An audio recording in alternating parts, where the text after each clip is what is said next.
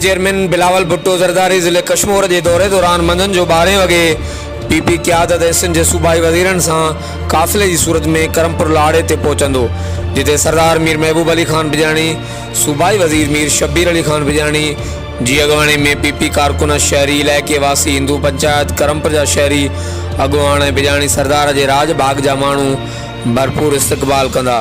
तंहिंखां पोइ PP chairman Ghospur वेझो गोड़दड़ी सुंदराणी पहुची पीपी एमपीए सरदार आबिद खान सुंदराणी सां भाउ जी वफ़ात ते ताज़ियत कंदो। ॿिए तरफ़ बिलावल भुट्टो ज़रदारी कश्मीर पहुची साबिक़ एमएनए सलीम जान मज़ारी सां भेण जी वफ़ात ते ताज़ियत कंदो। बाद में चेयरमैन पीपी शाम जो 5 वॻे करमपुर बिजाणी हाउस पहुची साबिक़ चेयरमैन ज़िला कश्मीर कंदकोट सरदार मीर महबूब अली खान बिजाणी सां वालदा जी वफ़ात ते ताज़ियत कंदो। पीपी चेयरमैन की आमद के मौके पर ज़िले कश्मीर पुलिस तरफा सॼे ज़िले में सिक्योरिटी जा इंतजाम इंतहाई सख्त किया आहिनि। हर वक्त आगाह रहण लाइ ॾिसंदा रहो JTN वेब न्यूज़।